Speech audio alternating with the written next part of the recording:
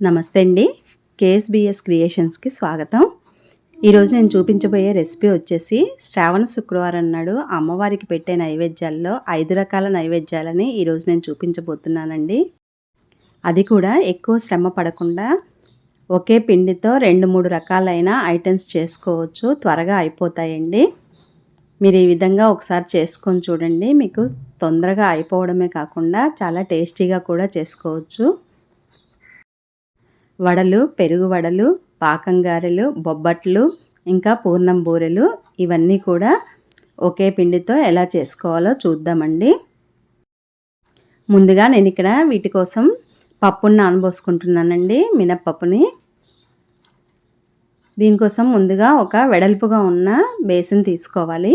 మనం ఏ పప్పు అయినా నానబెట్టుకునేటప్పుడు పప్పు కానీ ఇంకేదైనా సరే నానబెట్టుకునేటప్పుడు ఎప్పుడైనా వెడల్పుగా ఉన్నదాన్నే తీసుకోవాలండి, తొందరగా నానుతుంది.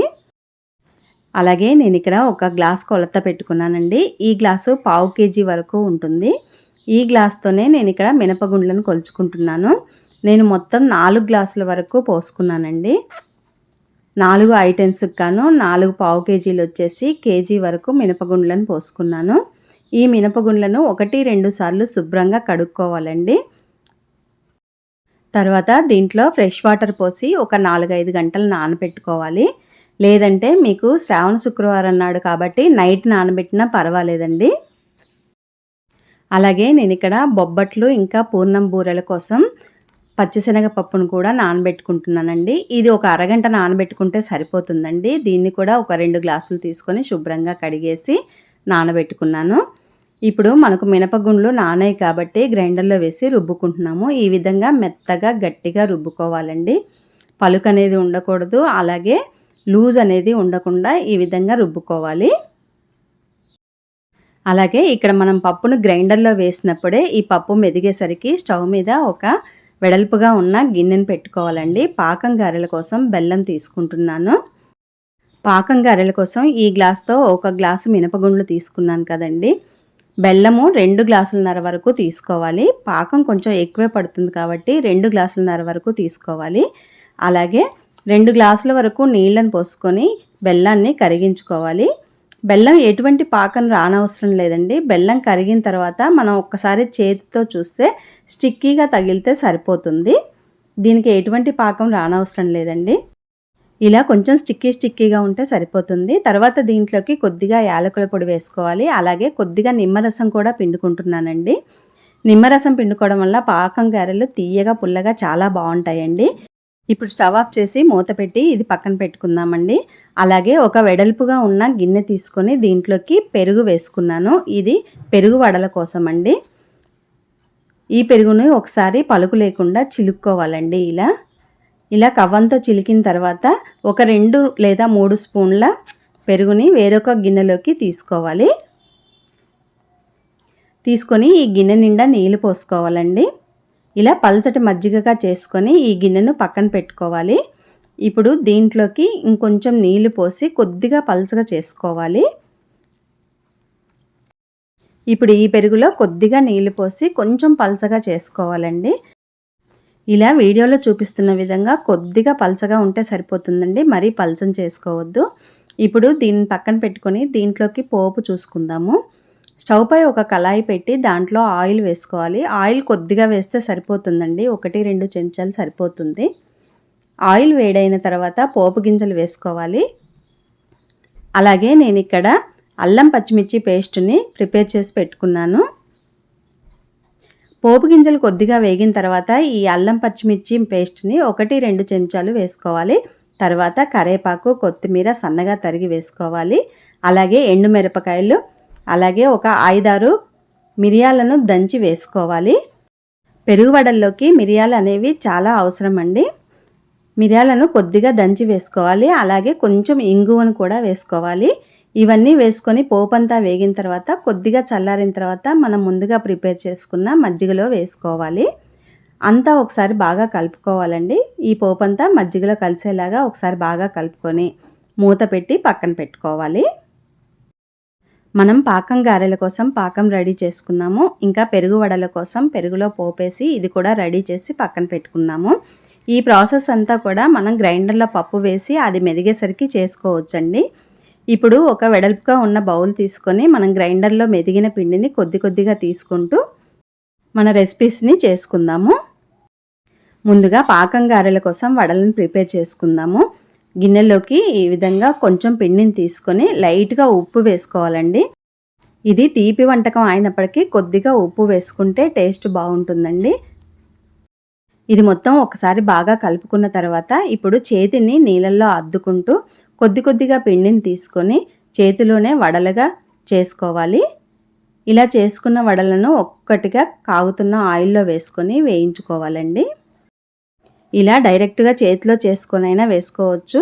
రాని వాళ్ళు ఒక కాటన్ క్లాత్ తడిపేసి దాని మీద చేసుకొని వేసుకోవచ్చండి. ఈ విధంగా కళాయికి పట్టినన్ని వడలను వేసుకోవాలి. ఎక్కువ వేసుకోవద్దండి, వడలు అనేవి పొంగవు, ఇరుకుగా ఉండి. ఇవి ఒకవైపు కాలేదాకా మనం కదిలించకూడదండి. ఒకవైపు కాలేక రెండో వైపుకి టర్న్ చేసుకోవాలి. రెండు వైపులు మంచిగా కాలిన తర్వాత ఇప్పుడు వీటిని బయటికి తీసేసుకోవాలి. వీటన్నింటిని కూడా మనం ముందుగా ప్రిపేర్ చేసుకున్న పాకంలో వేసుకోవాలండి. పాకం వేడిగా ఉండాలి. వేడిగా లేకపోతే ఒకసారి వేడి చేసుకోవచ్చు స్టవ్ ఆన్ చేసుకొని. పాకం వేడిగా ఉండాలి. గారెలు కూడా వేడి గారెలు అందులో వేస్తే మనకి పాకం అనేది బాగా పీల్చుకుంటుంది. మనం ఇంకొక వాయ వేసేసరికి ఇవి నానిపోతాయండి. 10 నిమిషాలు టైం పడుతుంది అంతే. పాకం వేడిగా ఉంటుంది, గారెలు కూడా వేడిగా ఉంటాయి కాబట్టి వేసిన ఒక 5-10 నిమిషాలలో మనకి వెంటనే పాకం పీల్చేసుకుంటాయండి. ఈ విధంగానే సెకండ్ టైం కూడా వేసుకొని తీసేసుకోవాలి. ఇక్కడ మీరు చూస్తున్నారు కదా, రెండో వాయ వేసేసరికి మొదటి వాయ పాకం గారెలు చాలా బాగా పీల్చుకున్నాయి పాకాన్ని. ఇప్పుడు పాకం గారెలు అయిపోయాయండి.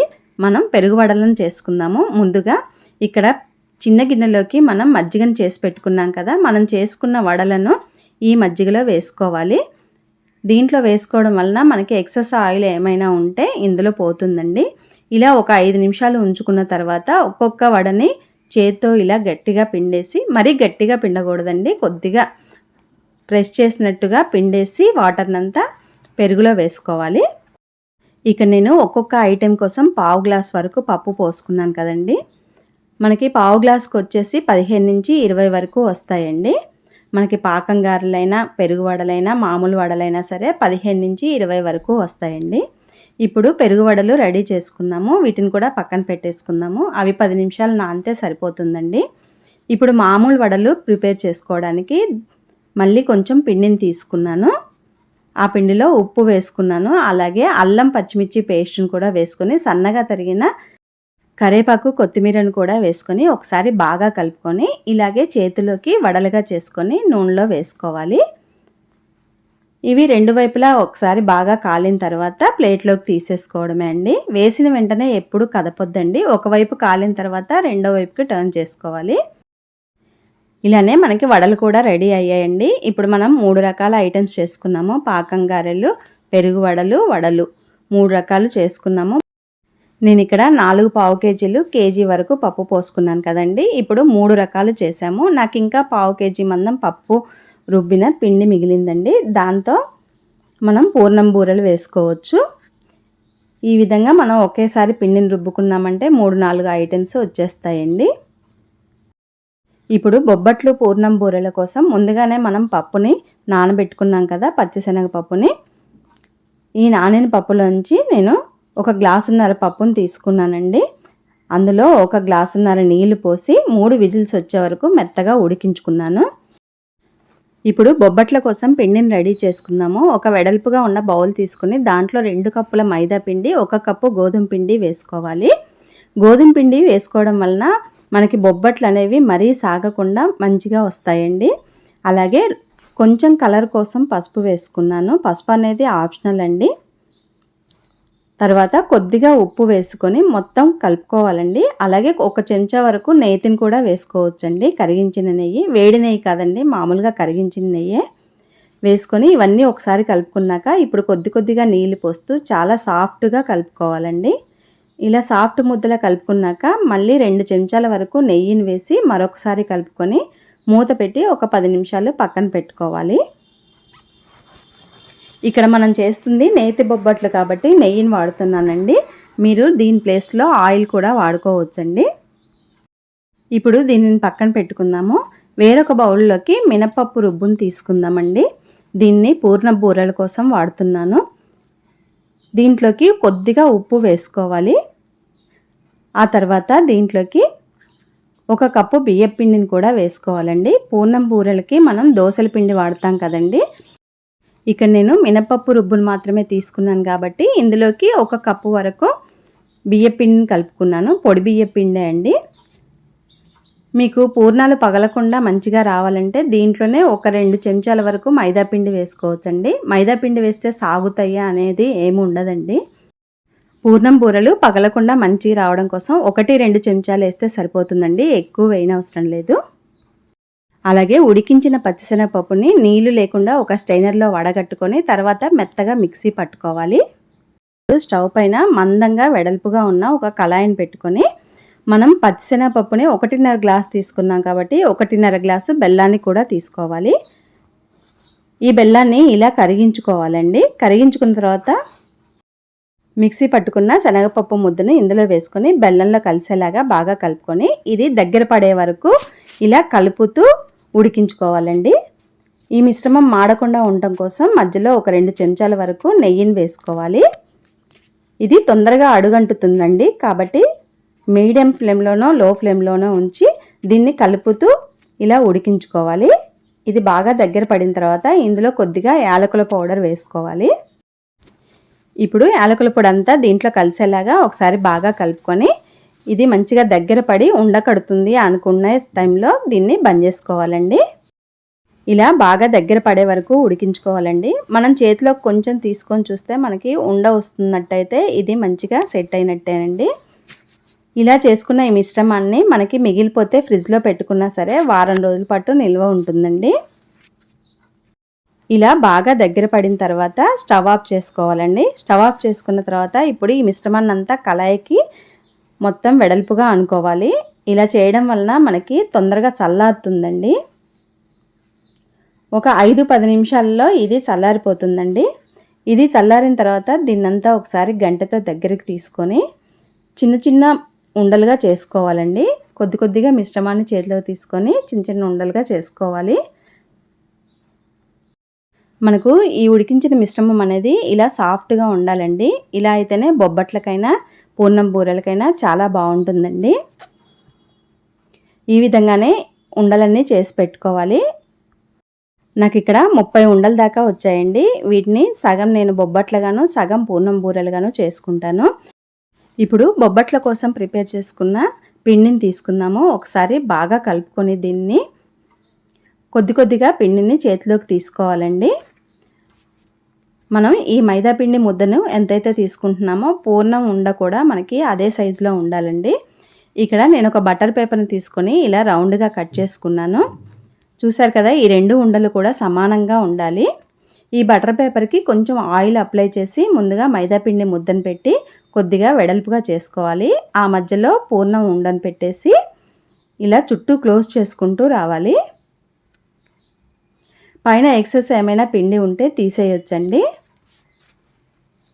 ఈ విధంగా రౌండ్గా చేసుకొని మధ్యలో కొంచెం చేతికి ఆయిల్ అద్దుకొని రౌండ్గా ఒత్తుకోవాలి. తర్వాత దీన్ని పల్చగా రావడం కోసం మనకి పైనుంచి ఇంకో బటర్ పేపర్ని పెట్టి ఇలా ప్రెస్ చేసుకుంటూ వస్తే మనకి బొబ్బట్లు అనేవి చాలా పల్చగా వస్తాయండి. ఈ ప్రాసెస్ చాలా ఈజీగా ఉంటుంది. మీరు కూడా ఇలా చేసుకోండి. ఈ విధంగా పైనుంచి ఒక బటర్ పేపర్ పెట్టి చేసుకున్నామంటే మనకి బొబ్బట్లు అనేవి చాలా పల్చగా వస్తాయండి. ఈ విధంగా చేసుకున్న బొబ్బట్ని మనం చేతిలోకి తీసుకొని పెనం మీద వేసుకొని కాల్చుకోవాలి. పెనం అనేది మీడియం ఫ్లేమ్లో పెట్టుకొని ఈ విధంగా ఒకవైపు మంచిగా కాలిన తర్వాత ఒక 2 చెంచాల వరకు నెయ్యిని వేసుకోవాలి. ఇక్కడ మనం నేతి బొబ్బట్లు చేస్తున్నాం కాబట్టి ఒకవైపు కాలిన తర్వాత కొద్దిగా నెయ్యి వేసుకొని రెండో వైపు కూడా టర్న్ చేసుకొని రెండో వైపు కూడా నెయ్యి వేసుకోవాలి. ఈ విధంగానే 2 వైపులా మంచిగా కాల్చుకున్న తర్వాత తీసేసుకోవడమే అండి. చాలా బాగా వస్తాయండి. ఇలా చేసుకుంటే మెత్తగా వస్తాయి, చాలా పల్చగా కూడా వస్తాయి. ఇక్కడ మీరు చూస్తున్నట్లయితే ఎంత మెత్తగా ఉన్నాయో చూసారు కదా బొబ్బట్లు. అలాగే ఇవి చాలా పల్చగా కూడా వస్తాయండి. మీరు కూడా ఒకసారి ఇలా చేసుకోండి, చాలా పలుచగా వస్తాయి, టేస్ట్ కూడా చాలా బాగుంటుందండి.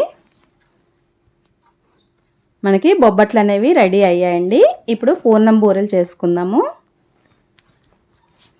మనం ముందుగా మినపప్పుని తడి పెట్టుకున్నాం కదండి, బియ్యపిండేసి దాన్ని తీసుకొని ఒకసారి కలుపుకోవాలి. ఇప్పుడు ముందుగా ప్రిపేర్ చేసి పెట్టుకున్న పూర్ణం ఉండలను ఒక్కొక్క దాన్ని దీంట్లో వేసుకొని పిండిలో డిప్ చేసుకుంటూ కాగుతున్న ఆయిల్లో వేసుకోవాలండి.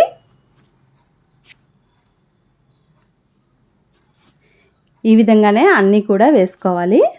ఇలా వేసుకున్న తర్వాత వెంటనే కదిలించకండి, కదిలించినట్లయితే పిండి ఒకటికొకటి అంటుకున్నాయి, విడిపోయి మనకి లోపల స్టఫింగ్ అనేది బయటకు వస్తుంది. ఇవి కొంచెం కాలి గట్టిపడిన తర్వాత రెండో వైపుకి కూడా తిప్పుకుంటూ ఇలా ఎర్రగా కాలిన తర్వాత ఒక ప్లేట్లోకి తీసేసుకోవడమేనండి. చాలా బాగా వస్తాయండి ఇవి కూడా. మనం ఒక్క చెంచా మైదా పిండి వేసుకున్నామంటే 1 లేదా 2 చెంచాలు మనకి అస్సలు పగలవండి. చూసారు కదా ఎంత బాగా వచ్చాయో. ఇవి కూడా చాలా పల్చగా కూడా వస్తుందండి పై పిండి అనేది. టేస్ట్ కూడా చాలా బాగుంటుందండి. చూసారు కదా మనకి శ్రావణ శుక్రవారం నాడు 5 రెసిపీలు ఒకే పిండితో ఎలా చేసుకోవచ్చో. ఇలా టెన్షన్ పడకుండా ఈ రెసిపీస్ అన్నీ కూడా ఒకదాని తర్వాత ఒకటి ఇలా ఈజీగా చేసుకోవచ్చండి. మీరు కూడా ఒకసారి ఇలానే ట్రై చేసి ఈ రెసిపీలు మీకు నచ్చినట్లయితే లైక్ చేయండి, షేర్ చేయండి, సబ్స్క్రైబ్ చేయండి. Thank you.